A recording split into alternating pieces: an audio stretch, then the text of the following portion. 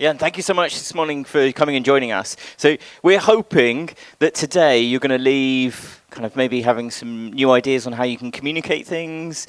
You're going to kind of experience, this will be a journey for you. You'll experience sort of some activities. And you know, it's a taster, just as Helen said, of the kinds of questions that we explore. So it's sort of based on this idea of a type of education that we think young people should be kind of introduced to and exposed to today to make them ready for the world that they live in. I'm going to hand over to Sylvia.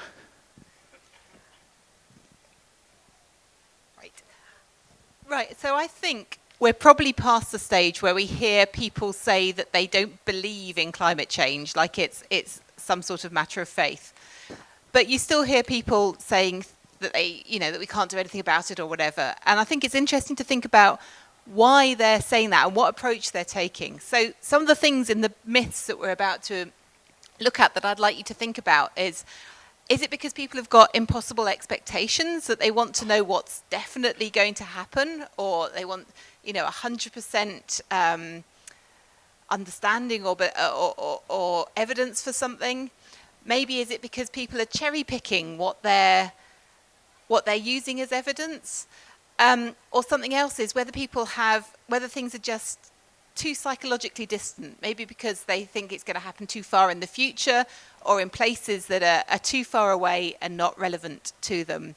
So when we think about all these myths, I'd like you to just think about what perspectives those myths are coming from. So we've got our first question. We're going to hold up. We've got signs for these. The first one is the climate breaking down? So we're going to spend a few minutes exploring this one. Our journey is going to start with this, planet Earth. Now, planet Earth, we're very, very, very fortunate to live on planet Earth. It is a complete fluke in terms of possibility and the probability of us being born on planet Earth. A question, how old is planet Earth? It's 4.6 billion years old. There's a really good way to be able to help visualize the lifespan of the Earth and how long humans have existed. If you stick your arm out, so stick one arm out, the Earth has existed for the length of your arm. Humans have lived on planet Earth the length of your fingernails, about 200,000 years. So humans have only been around for a very short period of time. And over the next hour, we're going to explore how humans have impacted the planet. So the Earth is often called the Goldilocks planet. Who here has read Goldilocks and the Three Bears? Can anyone tell me what happens in the story of Goldilocks and the Three Bears? Can anyone tell me? So a girl goes into a bear's house and tries some porridge. That she tries a chair and she tries their beds. And some of the porridge is a bit too salty and sweet. Is some of it a bit too hot? And is some of it a bit too cold? Some of it's a bit too hot, some of it's a bit too cold. And then there is one bowl of porridge that is just right. Just right. That is exactly what's happened with the Earth. The Earth is just right for life to flourish, for nature to exist, and for us to kind of live comfortable lives. And that's really, we're fortunate for that. There's lots of reasons why the Earth is a really habitable, comfortable place for nature. And Sylvia is going to help explain some of that.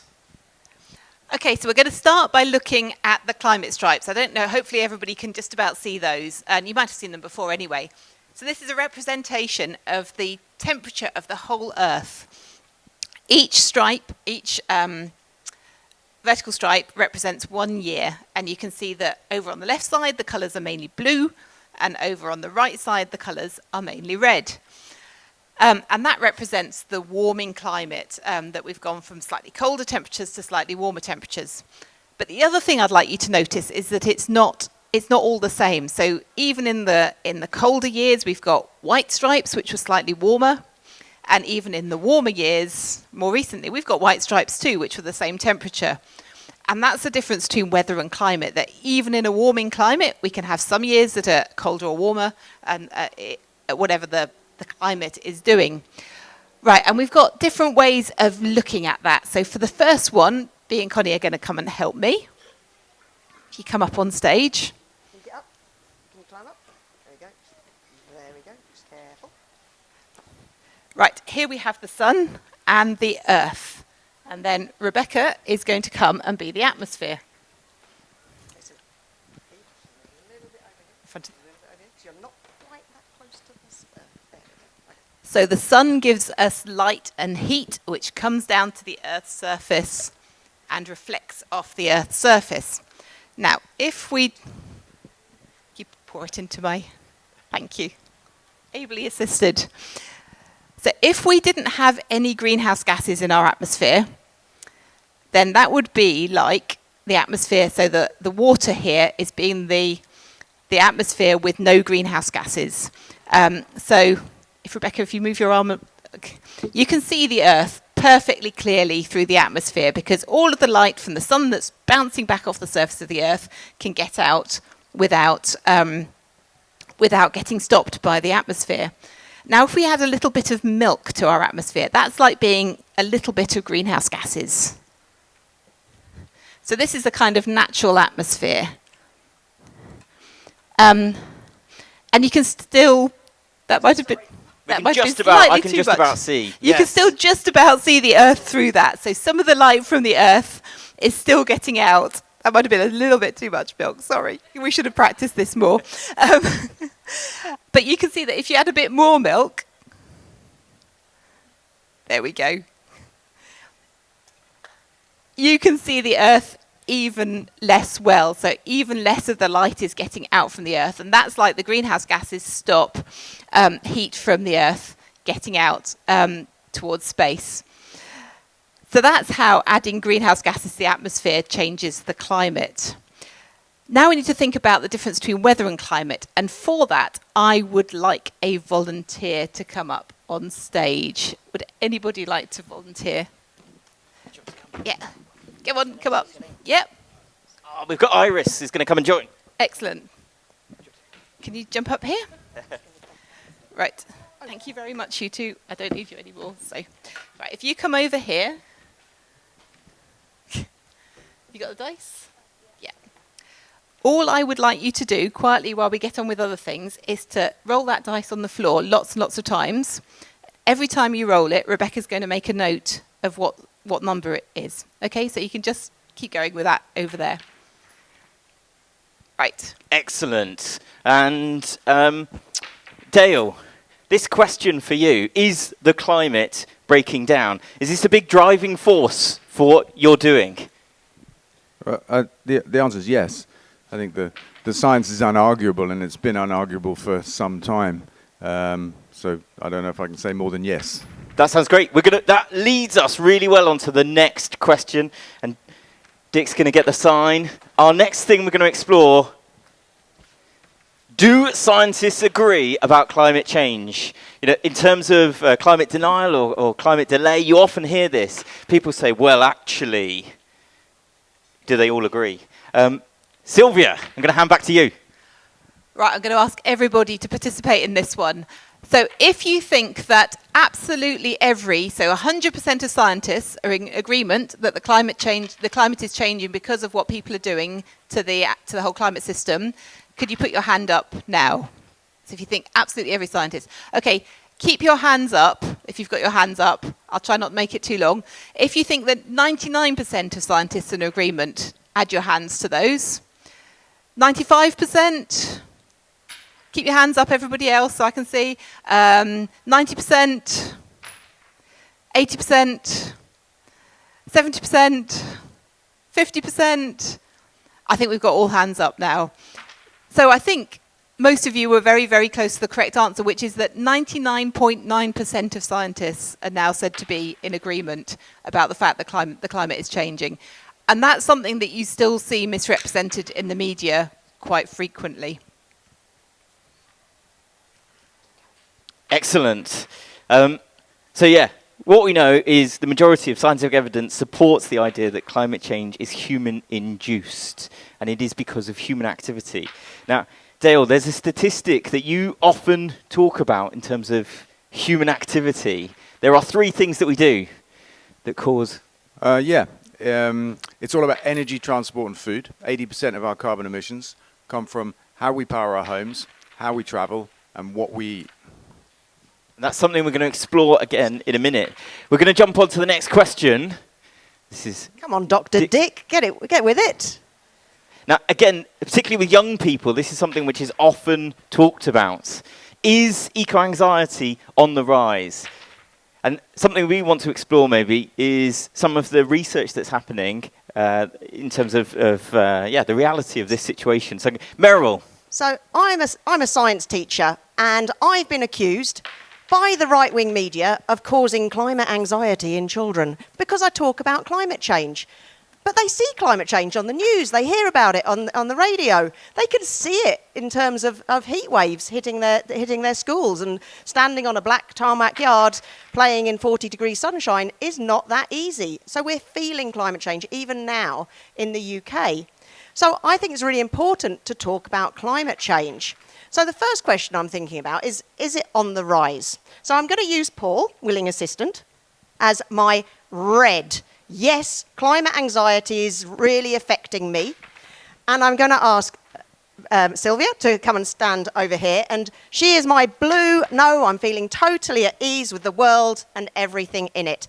And I'd like just about 5 or 6 people to come and put themselves on that line. Where do you feel in terms of climate change? And I'm going to ask some adults. So the lovely couple here, can you just come up and put yourself on this scale? Yes, I'm looking at you with the black T-shirt on. So we've got blue feeling totally at ease. We've got red feeling totally quite stressed about everything. A few more people. Lovely lady in white here. I think that's Kerry. Come on, Kerry. Put yourself up. Are you down the red end or the blue end? This gentleman here trying to stay in the shade, can you come up and join in? Okay, and let's just ask a couple of kids here. Beautiful young lady with the hair and the young lad with the hat. Are you feeling stressed about climate, or are you feeling quite happy with the world as it is? Yeah, you can. That's stressed over there. I'm feeling a bit lonely down this end. And, yeah, I know. So we talk about, does climate education make us feel anxious? And I think the answer is we all feel anxious. And I was talking, and it is concerning, absolutely concerning, that we have a planet that we don't feel like we're totally in control anymore. There's things going on that are beyond our control. And it doesn't matter what age you are, that if you're aware of these issues, and I'm not surprised that everybody's kind of down here at WOMAD. If I went down the Market Street down in London or something, you might not get quite such a skew. We are all becoming very aware of it. And I was speaking to a climate psychologist recently, and she said it's not even climate anxiety, it's sadness, especially for young people, that we feel sad that we're not being protected and looked after, and that the world is changing and biodiversity is being affected as well.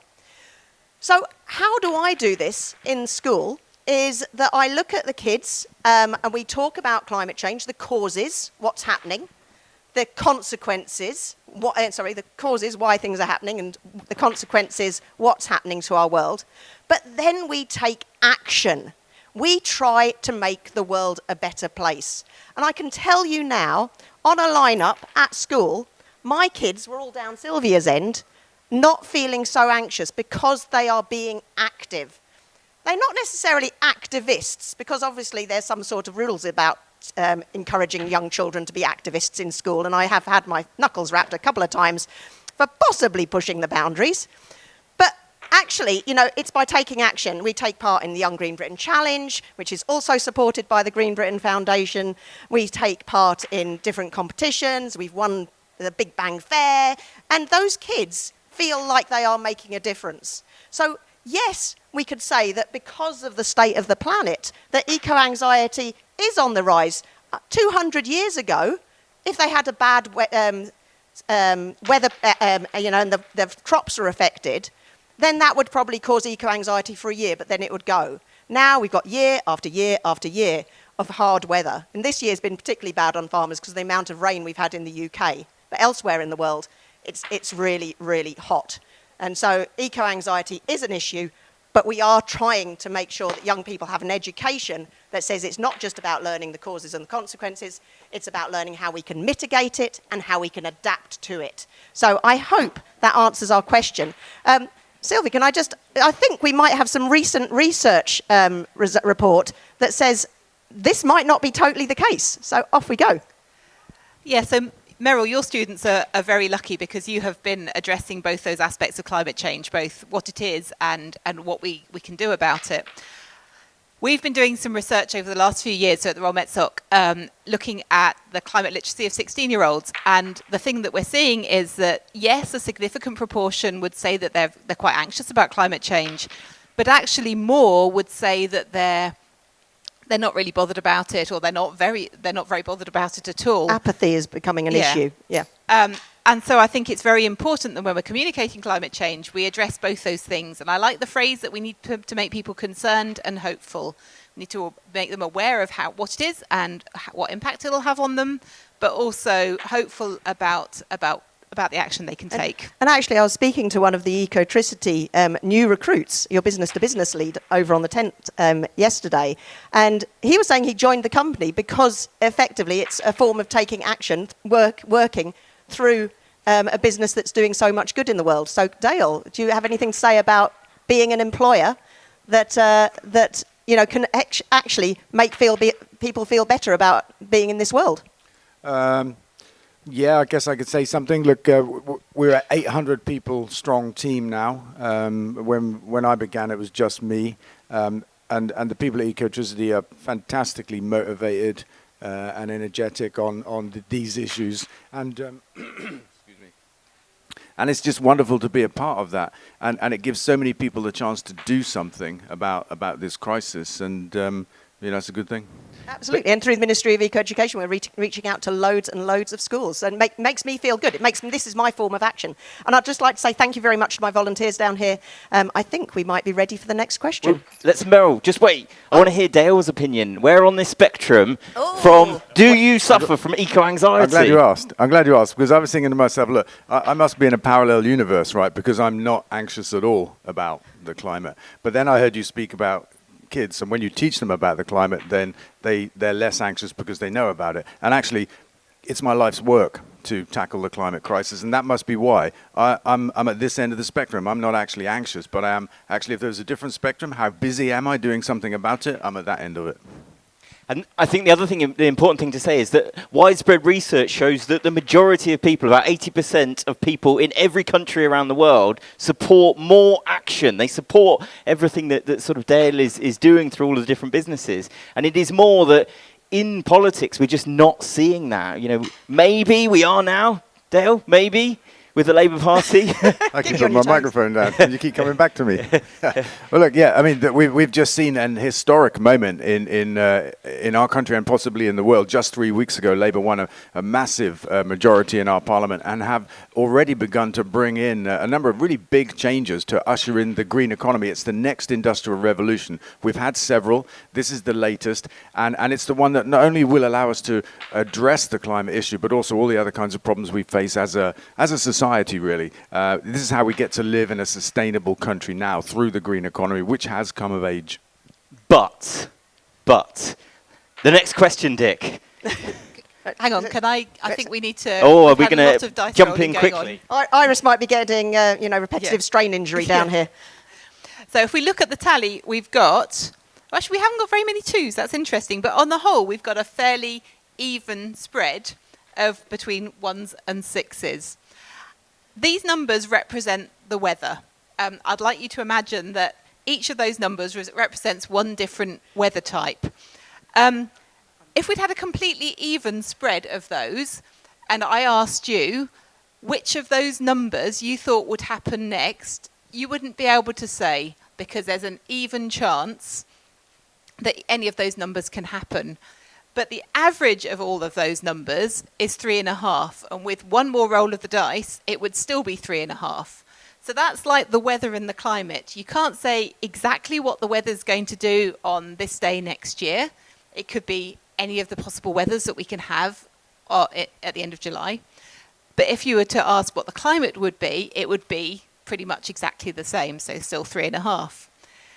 What we're doing by changing the atmosphere is loading the dice. So we're making it more likely that you're going to get a 6 and less likely that you're going to get a 1. You still might get a 1, but you're more likely to get a 6. And that changes the average and raises it ever so slightly from 3.5. So again, you can't say exactly what the weather's going to do on the same day in a few years' time, but you can say that it's more likely to be warmer. And this plays into people always saying, oh, the weather forecast is always wrong, and people's sort of lack of trust in a lot of that science around weather prediction. But yeah, the shifting of probability. Okay, we're going to go back to the but. The but. We've got a Labour government, but can we afford net zero? So in the national curriculum for England, there is no mention of net zero. And before kids get to year 10, when they're doing their GCSEs, there's not really any mention of climate change or sustainability, which is kind of an omission. We can go back to the start of the last Conservative government. Luckily, Bridget Phillipson is coming in with a curriculum review, and there's lots of us trying to push for change on that. So net zero will probably start appearing in the curriculum before too long. But what is it? We talk a lot about it. So I need a few volunteers. I need like 9 or 10 volunteers. So we're going to talk about the carbon cycle. So I'm a teacher, so you just have to excuse me while I sort out my bits of paperwork. Now, B, can you just stand there and hold that up? You are the air. Now, we know that carbon dioxide is in the air, and it's in the air naturally. Otherwise, plants wouldn't be able to photosynthesize. So for millions, billions of years, we've had carbon dioxide in the atmosphere. And that's also been locked up in the earth, in the soil, and in the rocks. And so Connie here is my soil and my rocks. All good so far in the carbon cycle.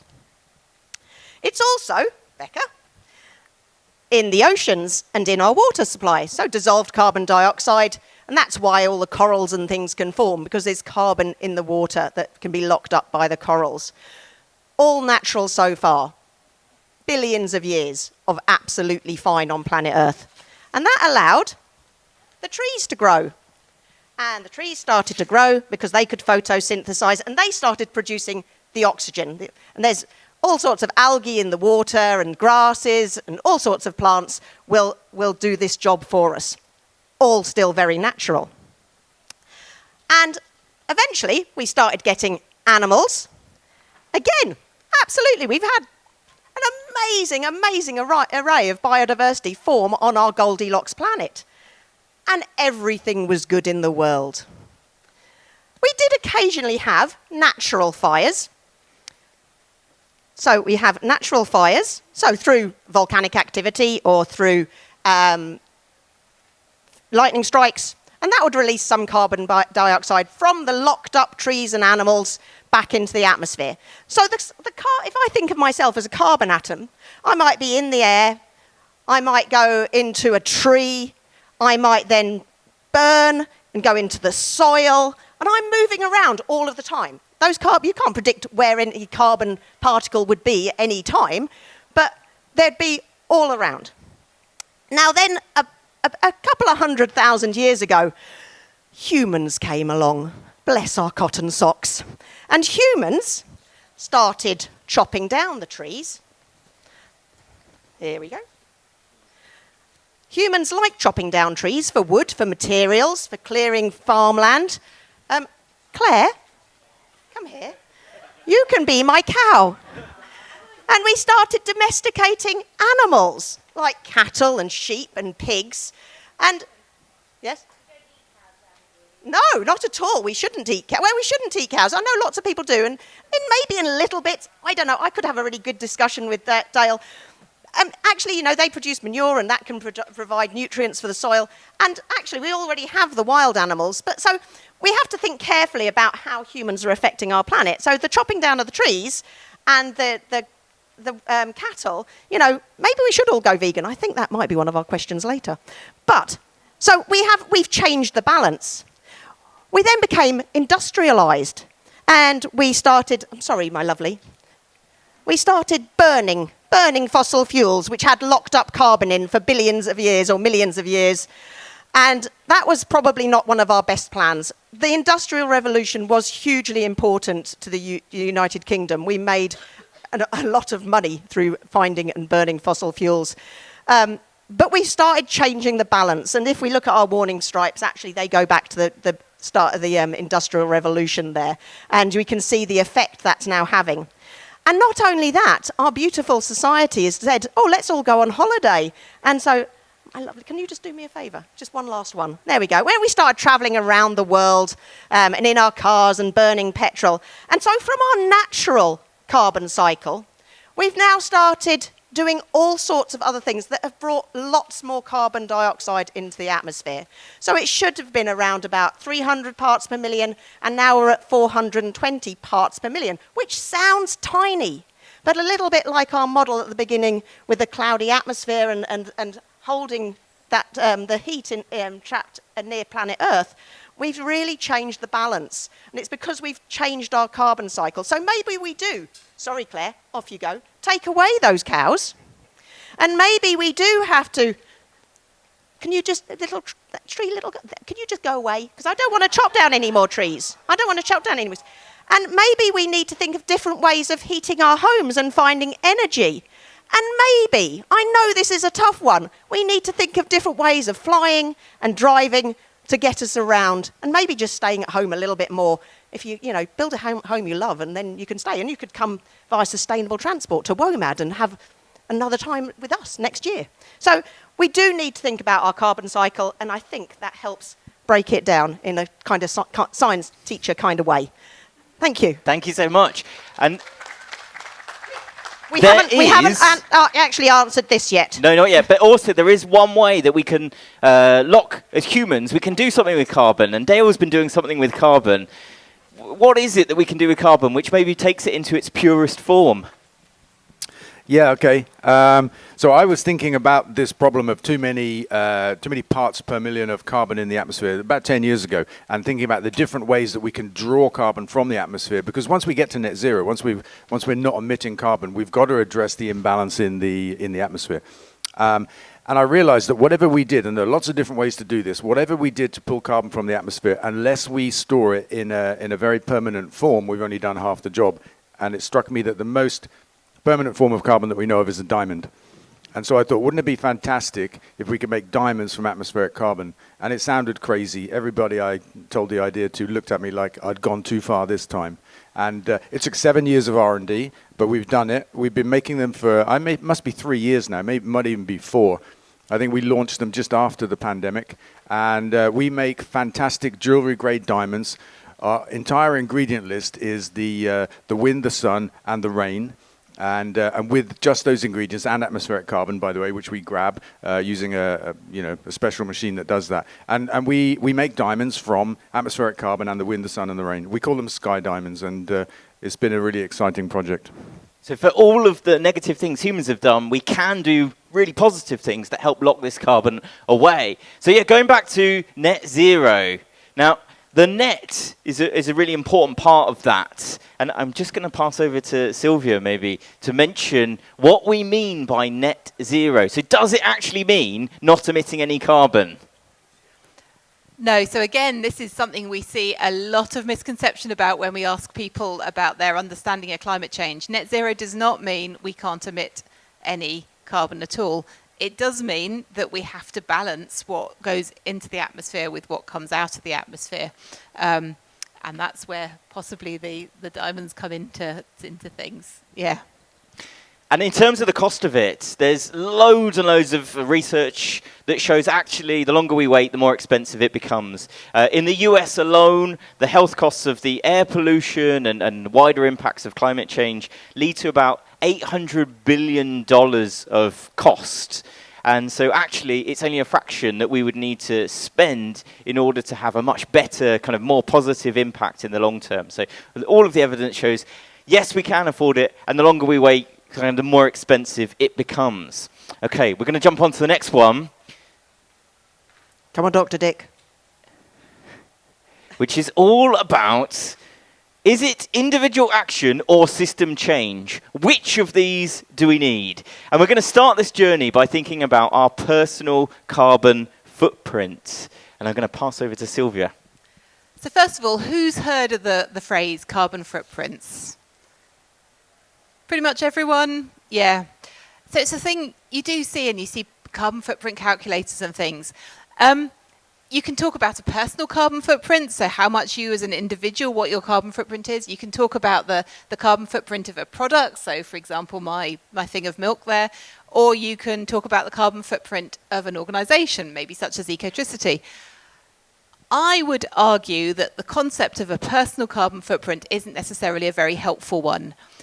We see a lot of misconception again, people really are overestimating the impact of things like recycling and switching the lights off, and also being very unaware of the things that contribute massively to their personal carbon footprints, which would be things like having children and having pets.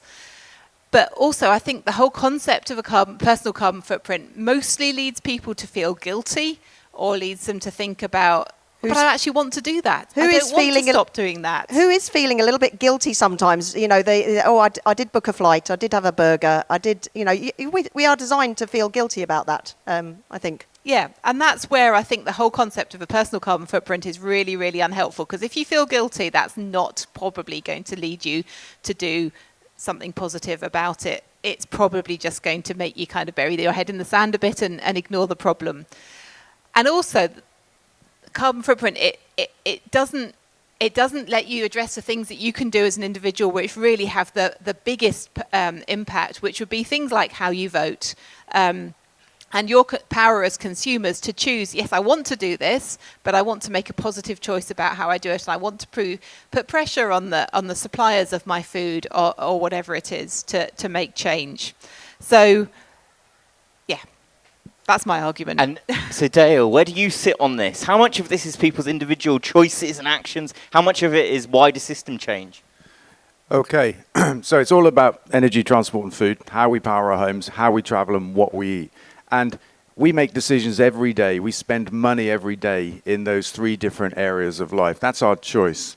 Now, we're limited in our choice by what companies make, but we still make a choice. And for a long time, it's been possible to choose better. Green electricity, plant-based food, electric cars, not to fly, and that kind of stuff. What we're seeing increasingly are companies that can see the movement, the change in our attitudes, what we want to spend our money on, how we want to live. And they're producing the products that are providing us with a greater range and a lower cost, which makes it possible for more people to take part, for us all to lower our own personal carbon footprints. I think we have a very big responsibility in the problems that the world faces, because ultimately it's driven by the things that we buy. And if we don't buy the stuff that's doing the harm, then companies won't make it.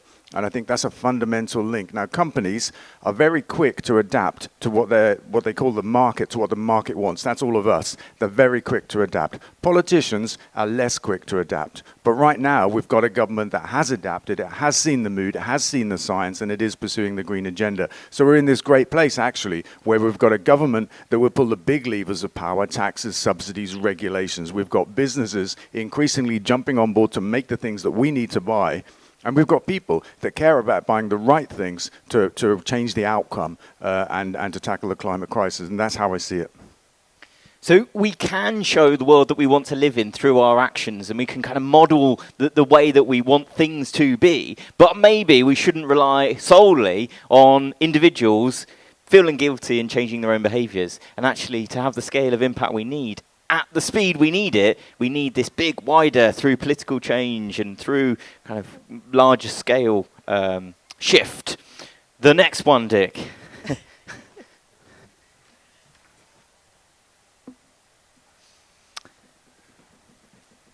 Particularly as a teacher in the UK, this is often something that young people question. Will climate change affect us here? Who's feeling hot right now? Anyone out there feeling quite warm? And this isn't too bad. It's about 25 degrees today. And we used to have summers that would get to 25 degrees reasonably frequently. It's the heat waves. It's the 40 degrees that are really starting to feel like they're hitting home. But that's not the only consequence we're feeling, the hot summer days. Is it, Sylvia? We've known for a very long time that as the global climate changes, here in the UK, we're going to get warmer, wetter winters and hotter, drier summers.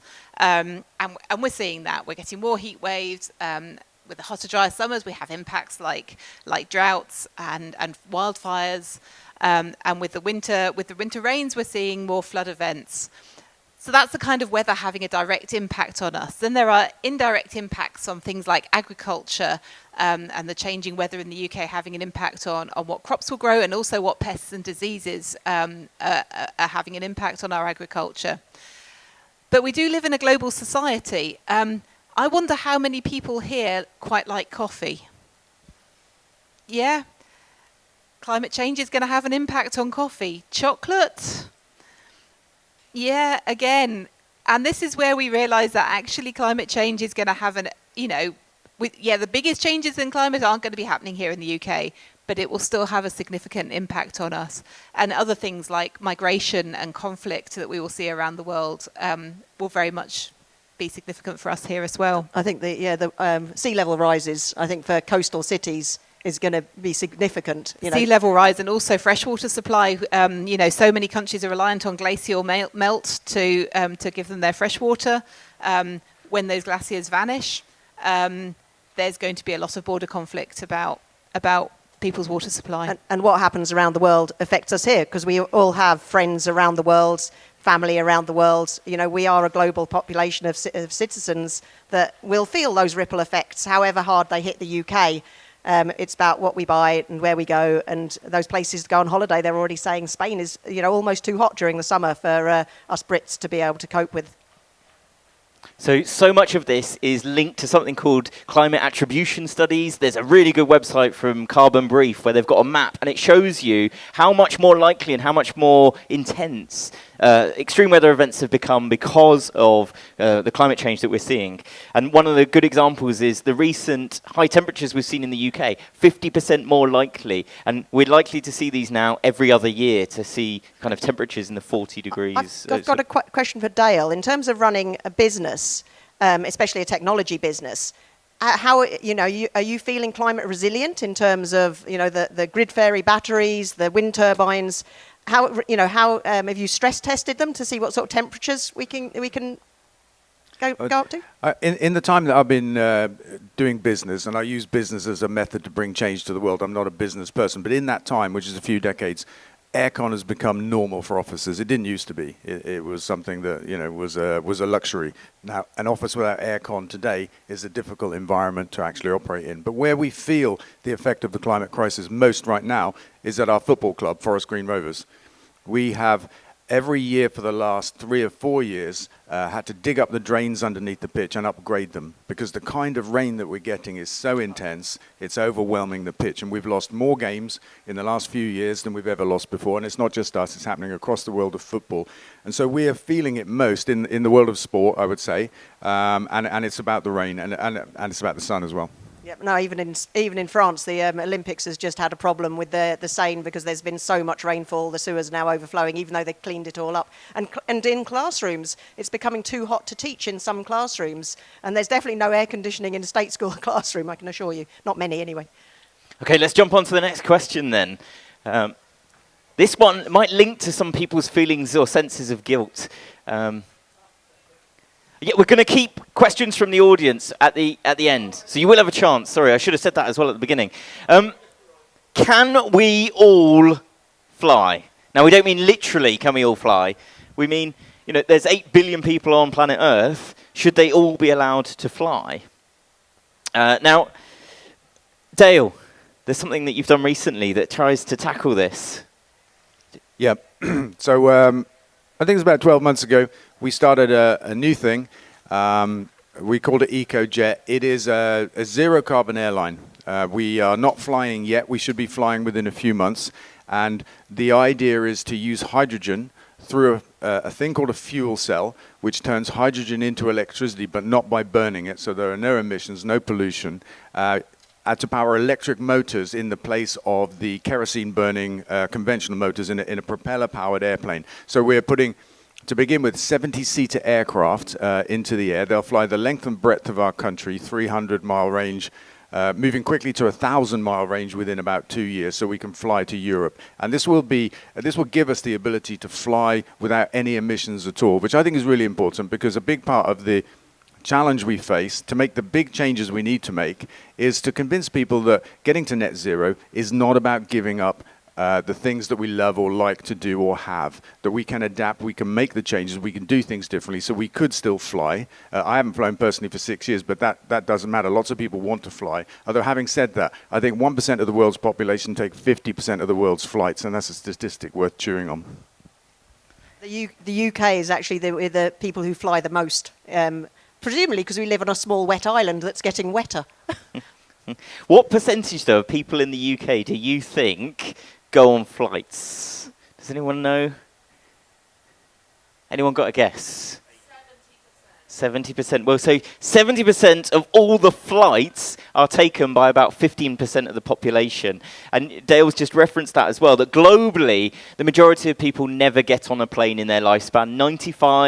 90% of people never fly. It's not normal to get on a plane. Most people can't afford it. You know, it's a thing of a very small group of people.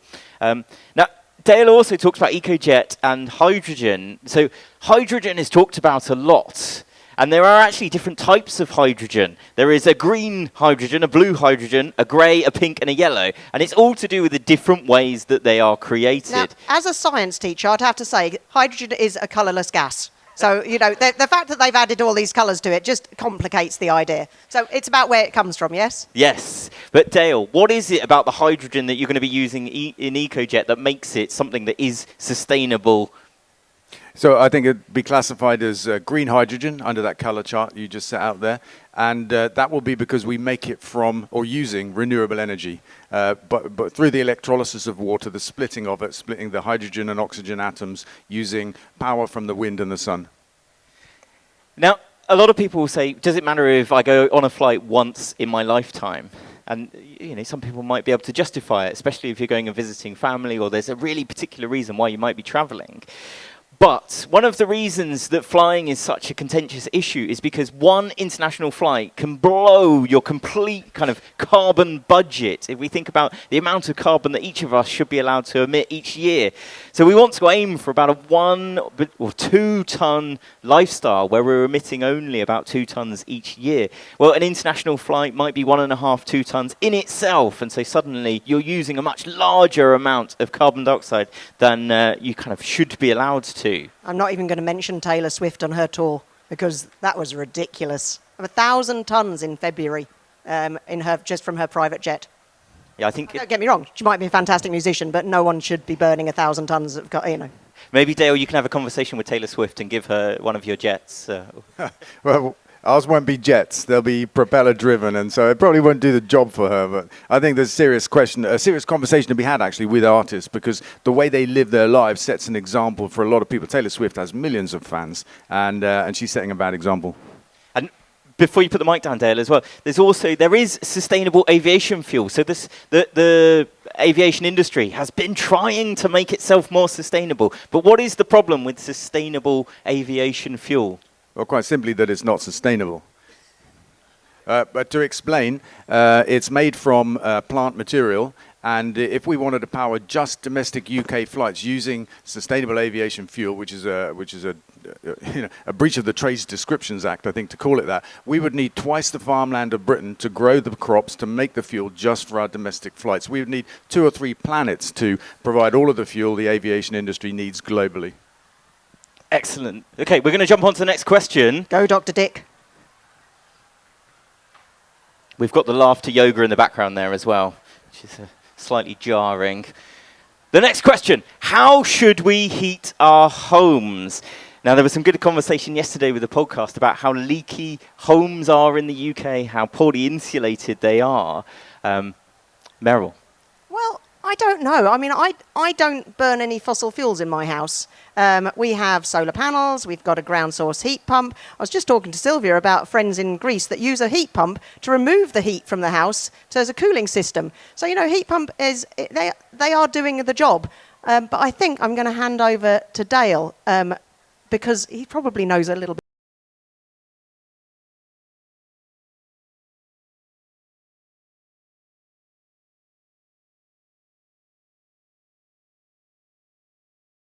that we can all switch from gas boilers, which like I think 80 to 90% of people are on the gas main and will have a gas boiler, that we can do that, and it's the right answer. It's fraught with all kinds of problems. Not least the cost. The national program would cost £30 billion. We'd throw away tens of millions of appliances, cookers and boilers. We'd scrap the national gas grid, and we would have an increase in electricity consumption of at least double. And in your house, you'll use at least twice as much electricity. That means we have to build many more solar and wind projects. We have to upgrade the grid massively, all of that kind of stuff. Now, I think there is a role for heat pumps. 20% of our homes can never have one, according to the studies we've seen, which is another problem. So I think there's a role for heat pumps where they work. Ground source, you need quite a lot of space for a ground source heat pump, for example. Not everybody has that. A lot of people live in flats, probably can't have a heat pump. What we're proposing is a different way to make gas. You could say it's a different kind of gas, but it's still methane. And we can put it into the gas main, and it can run our current appliances, and you really won't notice the difference. It's carbon neutral, and it's made from grass, the stuff you're sitting on. We can turn it into methane in a process very similar to the way a cow does, but we don't allow the methane to leak out of both ends. We capture it and stick it into the gas main. And I think that's a big part of the answer of how we decarbonize home heating, which is the way that's described in rather technical terms. And basically, we've got to stop burning fossil fuels to warm our homes. So in the UK, we have, we've done well to decarbonise our electricity production. A lot of that's happened through natural gas. And one of the problems is this term natural gas it's a slightly funny term. Natural gas sounds good, doesn't it? Natural? It must be good. And actually, the term natural dates back hundreds of years. It comes from the 1800s. And it was to do with originally, gas came from burning coal, and it was a byproduct. And there was something then called coal gas. And so in order to differentiate it, they called it natural gas. But what's happened is people think, there's nothing wrong with natural gas. When actually, it does. It still emits, it's a fossil fuel, it still emits carbon dioxide. And if I just segue back on that, my husband and I live in the northeast, and there's all these old coal mines. And now what they're doing is district heating, and they're putting in new heating systems based on groundwater from the mines, which is warm, and that's being used to heat homes. And it's, so it's using our old industrial heritage to actually provide future heating for certain areas. It's definitely working in the northeast already. And then we have maybe biogas from the anaerobic digestion of different products. And traditionally, that's had a pretty bad name. There are lots of problems with the idea that it's a monoculture and that maybe you lock in kind of if you're doing it from food waste, there's an incentive then to produce waste to be able to create this. It can also increase food prices. But Dale, what you're saying is this green gas is different to this traditional idea of biogas. Yeah, we looked at green gas back in 2010. We introduced it to Britain. It was being made at the time using sugar beet residue, a crop residue. And we liked green gas because it gave us the complete answer when it came to green energy. Until then, we'd been a green electricity company only, and our belief was we had to give gas up. There was no answer. But we found that we could make the gas, but how we made it was really important. So crop waste, more general waste, household waste, for example, is one way, and a monoculture intensive energy crop is another way. And both of those have problems. Neither of them are sustainable by a proper definition. So we went looking for a different way to make green gas, and we found grass, actually. There's an abundance of it in our country. It's not actually that grass that you're sitting on there. The kind of grass we grow, it's a really diverse mix of some really ancient indigenous plants here in Britain. I stood in a field of it last summer. We built our first green gas project in Reading. It makes gas for 4,000 homes every year. I stood in a field of our grass. It was up to my head, and it looked like the kind of things you would think was weeds. You'd think they were weeds. It was like a wild piece of land, creating a fantastic habitat. But we use that grass, crop it just twice a year. In the meantime, it is a great habitat, and we turn it into gas that we put into the gas main. And we have enough grassland in our country to make all of the gas we need to heat our homes, which is a fantastic solution.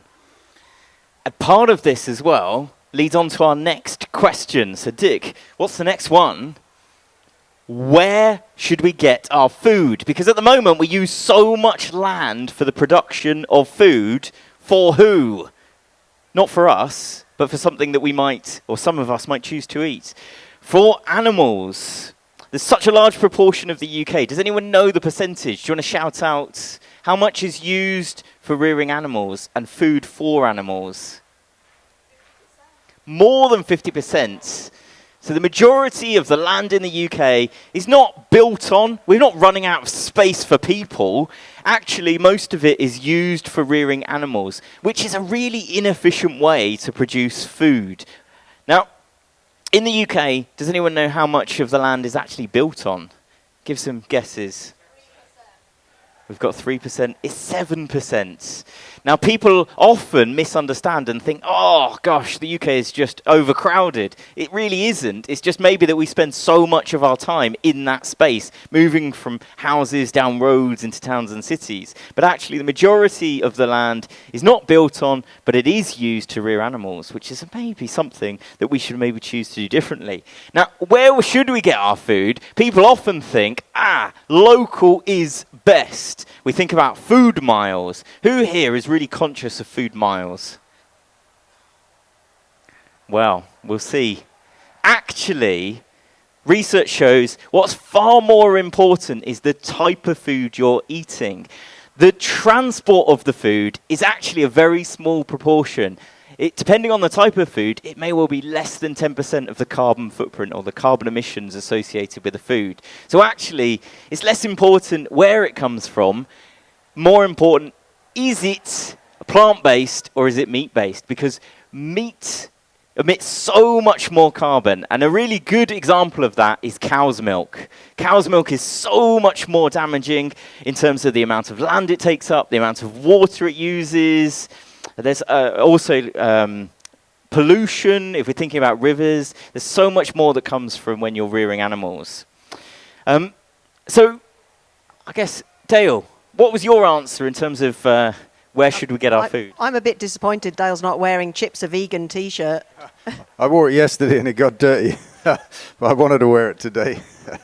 My answer is we've got to stop eating animals. I set out before the three areas of life that are driving 80% of our carbon emissions: energy, transport, and food. But they're driven by two things. It's the mass burning of fossil fuels, which we've talked about, and it's also the mass farming and eating of animals. That's the second thing. Those two things drive those three areas of life. And all of the big crises we face, the climate crisis, the wildlife crisis, and the crisis in human health, they all overlap, driven by the two things.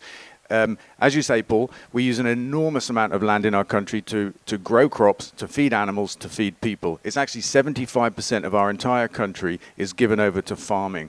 And if we were all plant-based tomorrow in our country, we could free up 75% of that 75%. Do the quick maths. That's 50% of our entire country that we could give back to nature. The reason we have a wildlife crisis in our country and in the world is because we've taken all of the land, we've taken the homes from nature to grow plants, to feed animals, to get an incredible diminishing set of returns. I mean, a cow is the worst example. You can put up to 10 kilograms of good quality plant protein into a cow to get 1 kilogram of beef back out. And there's never been a more uneconomic way to feed ourselves than the way we do it today. So my answer is we have to start stopping the eating of meat. It doesn't mean give up overnight. It just means knock it out of a meal here and there, have a day going plant-based here and there, and just get on the path. But we have to do it.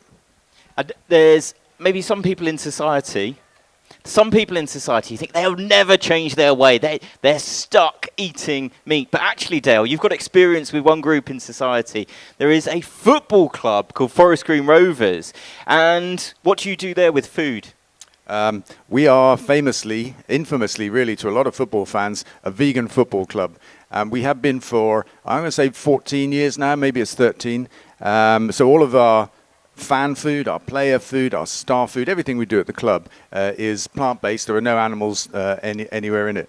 The one other thing, Paul, if I might, on the food topic, I mentioned that we're making gas from grass just a minute ago.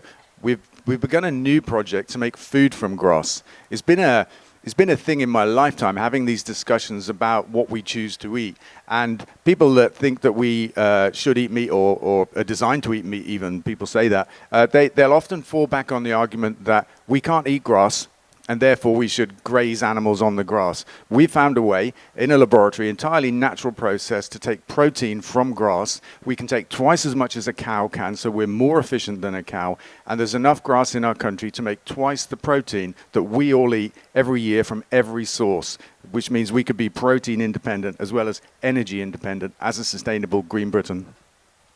Well, thank you. So we're going to move on to our very final question before we open it up to the audience and give you all a chance to be able to ask everyone something. Have we run out of time? Now, famously, there is a website called the Climate Clock, which counts down. At the moment, it says there's about 5 years left. That is based on reaching the 1.5 degrees Celsius target that was agreed in Paris in 2015. And it's all about probability. And it basically says we have, as a society, a carbon budget. How much carbon can we release before we tip over the 1.5 and the probability of actually reaching some of those more extreme impacts? It says that there's about 400 gigatons of carbon that we can emit into the atmosphere before there's a 67% chance that we go beyond the 1.5 degrees Celsius target. So the big question then is, should we just give up? Have we run out of time? Or actually, does every single action, everything that we do as a society, does it incrementally save us from tipping over? Does it incrementally save, people? Does it save and reduce the impact of all of those extra degrees of warming? So, Sylvia, I'm going to draw you back in, if that's all right. I would love to hear your experience of how you might respond to this. I wasn't prepared for that one. That's not fair. As a school, I'll give you a moment to think, because I can talk for it. Anyway, so I'm a teacher. I teach kids from age 9 to age 13. And I cannot turn around to those kids and say, oh, actually, 5 years' time, we've run out of time. We're not going to hit 1.5 degrees. I say every single thing we can do makes a difference. Every fraction of a degree makes a difference. I lead by example. I talk the talk, but I walk the walk. We don't fly. We try and grow our own fruit and vegetables as much as we can. We've planted 1,000 trees. So I try and make sure that those kids know that I am leading by example. Every fraction of a degree matters. And then we take our own action. We write to our MP. We put pressure on them. The new Parliament are going to be absolutely listening to what the people have to say, because in another 5 years there's going to be another election. Unless the people think that the government has responded, then we're not going to be having a government that is so left-wing in the future, maybe. So it's absolutely, we need to make sure that the government understand what we need to happen, and that they know that we know, and we're keeping an eye on them. But so definitely have not run out of time. We just need to try and make sure that everybody's doing what they can. That's the thing, isn't it? It's even if a target seems unachievable, it doesn't mean to say we should do nothing, and we should, even if we go over 1.5 degrees, not getting to 2 degrees is really important. So anything we can do is a good thing. And yeah. So Sylvia, sorry, this 1.5 figure as well, where's it come from? It feels a bit arbitrary. Why is it 1.5? Why isn't it 1.6? Why isn't it 1.5.2? Why 1.5? And what difference does that make? And what does it even mean? Again, we see much misconception about what a 1.5 degree warming actually means. That's a changing climate from pre-industrial temperatures. And again, it's not weather. So, we might see an individual year, such as probably this year, where the temperature goes above 1.5 degrees on average. It has to have gone over that temperature for, well, technically 30 years for it to be the climate. It's a whole nother debate about what the definition of climate is and whether 30 years is too long. But I'm sorry, I've forgotten. Well, no, because the other thing as well is we have actually tipped over 1.5, haven't we? So this year we are above. We've had 12 months, we've had a year of breaking 1.5. But that doesn't necessarily mean, just as you say, that we've reached the 1.5 in the way that everyone else thinks of it. Yeah. So it's all very complicated. It's been an El Nino year, which I think has thrown a bit of a spanner in the works. It has. Last year was El Nino. We're out of El Nino now, but yeah. Maybe the effects. I mean, and that's the thing. The science is moving so fast that it's really tricky to know, exactly what's happening and exactly what predictions we can make that are going to happen in the future, because effectively the temperatures are warming faster than a lot of scientists thought. But that doesn't mean that we need to stop. It means we need to speed up the action we take. Dale, time. How does this factor Well, we've definitely wasted some time. Last 5 years of a Tory government in particular, we wasted a lot of time. But I'm of the belief that I'm just a super optimistic person. I don't ever see a point in giving up. And if you look at energy, transport, and food, the changes we need to make, we need green energy, we need electrified transport, and we need plant-based eating. We have all of the technology we need. The economics are on our side, right? To get to net zero in terms of green electricity on the grid will be cheaper than what we currently do spending money on fossil fuels. It's cheaper, and that's you won't hear that from the right-wing press. They'll say we have to spend a lot of money on it. So the economics are on our side. The people increasingly are on our side. And what we didn't have up until 3 weeks ago was a government that got it and pulled the big levers, taxes, subsidies, and regulations, because we pump billions of pounds into fossil fuels at the moment. We could be spending those on green energy. And for every pound we spend on green energy, we get twice the jobs and twice the GDP growth. And so the whole net zero green economy argument for me now has become an economic one, not a climate one. And that's a great place to be, because we can bring more people with us that way when it's about jobs and cost of living and the size of our energy bills and stuff like that. Should we give up? No chance. Well, thank you so much. I think this is a really good place just to finish there and say thank you so much. Hopefully, you have learned something that you can take away and tell someone else, or if you're in a conversation and someone says something that you think that doesn't sound quite right, you can challenge them, you can ask these questions. We were going to give you a couple of minutes now. If anyone has any questions they would like to ask anyone in the panel, I've got one over here we're going to start with. Dale, this is a question for you. Can you please persuade the Labour government to do something about energy pricing? I now live in Scotland, where 30% of us are in fuel poverty, and that's where all the UK's renewable energy is coming from, almost all. And in Shetland, where it's surrounded by wind farms, 98% are in fuel poverty. Yeah, I understand that this topic and that Labour gets it. So there are a couple of market reforms that need to happen, because at the moment we peg the price of renewable energy in our country to the price of gas-produced electricity. And so when the price of gas spikes on global markets, it drives up the cost of wind energy, which is crazy. So that's one reform to make. The other is to cap the price of North Sea gas, so we don't allow global markets to do that to half of our gas, which still comes from the North Sea. Those two things would knock £300 off everybody's energy bill. Excuse me. Overnight. That's the kind of thing that I'm arguing that should happen. Over time, the more renewable energy we build, then the lower our bills will become. But it's going to take time, and we must break the link between renewable energy and the price of fossil fuels. Okay, next question. Thank you. A couple of points, really. The first one is around carbon tunnel vision. And while we're just singularly focused on 1.5 degrees, we're missing all of the other planetary boundaries or devaluing them.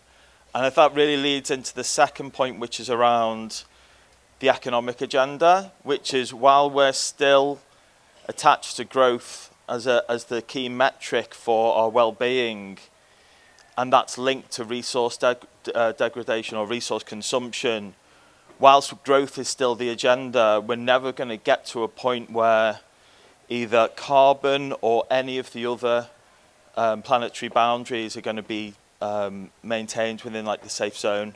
So I think the question I've got some way is, how do we extend our field of vision to encapsulate all of these other things, whilst I think there's something around compromise of our lifestyle and the lifestyle we think we're going to have, and re-evaluating that and reconnecting with nature and reconnecting with ourselves and reconnecting with community, that all links in. So it's really around the intersection of like climate and social justice. And that's where education is so important, and not just education for young people, education for everybody. I totally get the climate blinkers, and you focus on the carbon, but actually we need to think of the whole picture in very much more detail. And I don't know if you've seen donut economics, and actually that model, maybe Ecotricity might not like the name degrowth much, but there's aspects of that model, the donut economic model, that really could be, we could we could build an education system that very much hangs on that, thinking about people, thinking about society, thinking about nature, and thinking about how our impact is, and trying to remain in that, good for planet, good for people. And yeah, no, it does. I think everybody thinks, yeah. Yep, so we need a post-growth economy that is good for people and planet. Yeah, absolutely. And we've done some work with Bridget McKenzie from the Climate Museum UK and Music Declares as well. She has done a lot of research on this and has a diagram of herself that she's developed around the climate, the carbon blinkers, and we're really conscious of this as an organisation, as the Ministry of Eco-Education. When we go into schools, when we explore these things, we're really conscious to say, actually, nature is a really fundamental part to this. Whenever we explore solutions, whenever we discuss these things, we need to think about the impact on the rest of nature, and also that the framing of it as well, particularly in terms of how we think of as humans and nature. Humans as separate from nature, that still happens far too much in society and also in schools, that we kind of remove ourselves rather than recognizing that we are part of nature and this kind of interconnected system. And I think one last thing to mention is that there's a circularity gap. We talk about a circular economy. There's a huge gap in the stuff we buy. We are buying stuff we don't need, and we're buying it in far, far bigger quantities every year.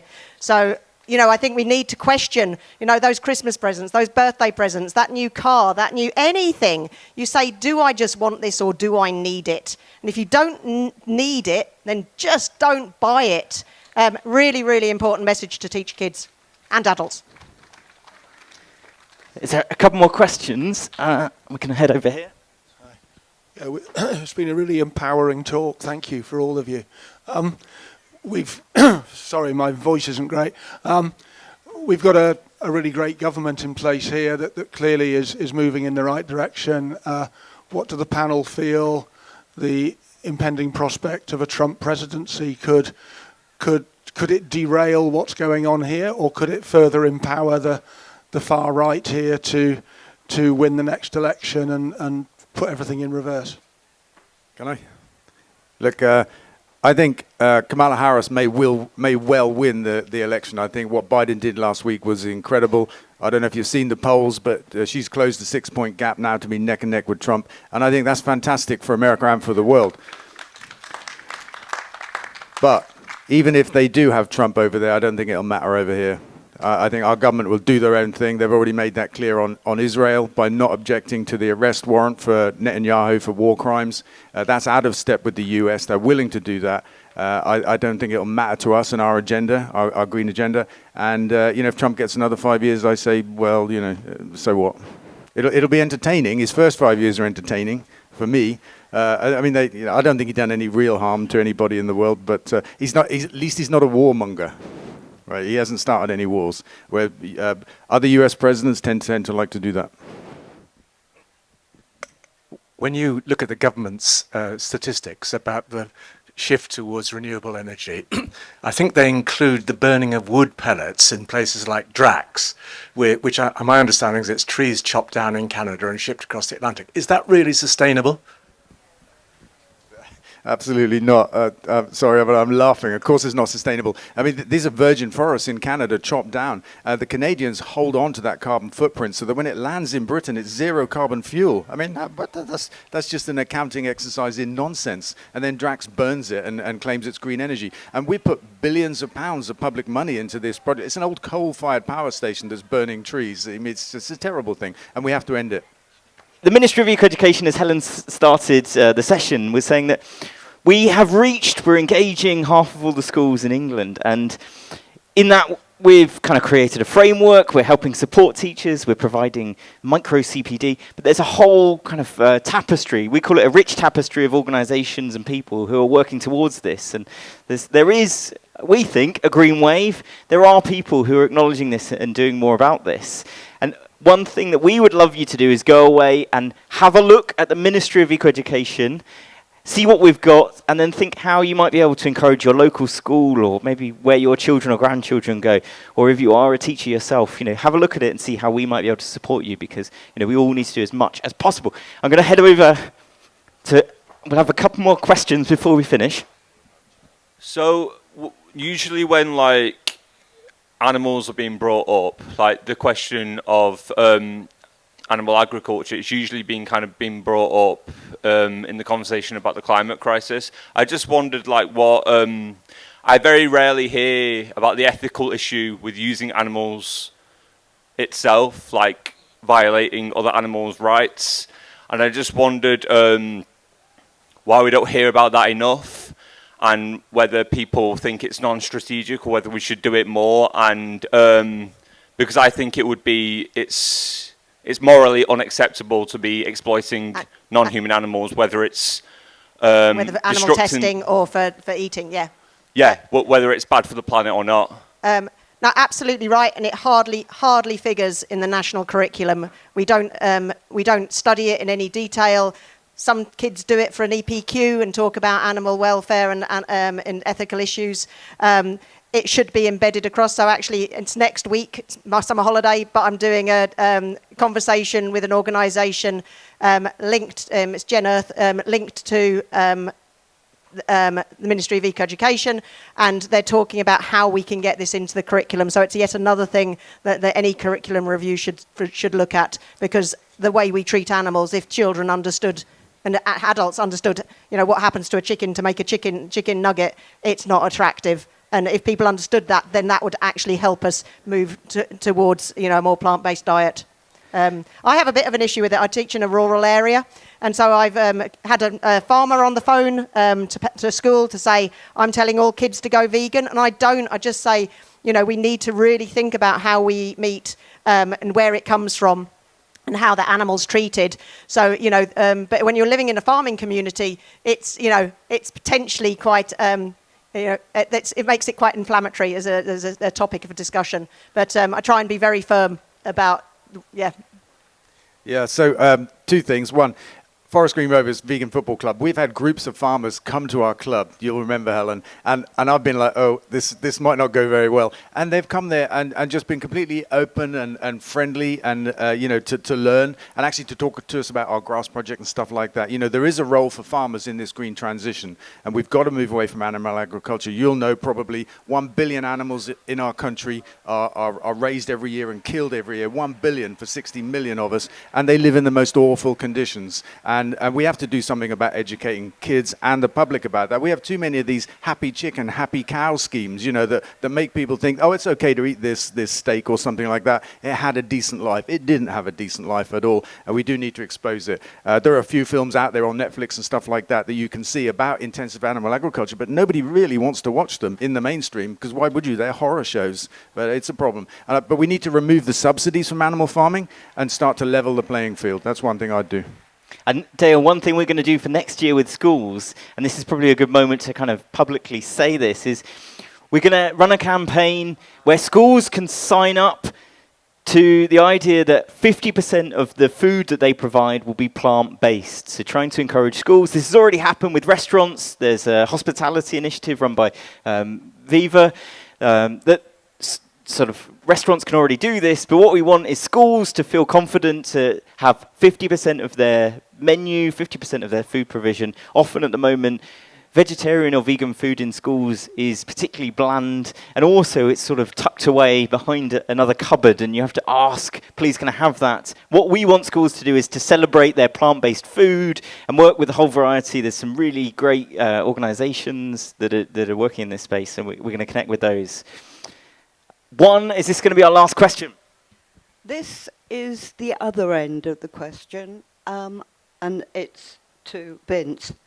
Have you not thought about using poo to generate gas?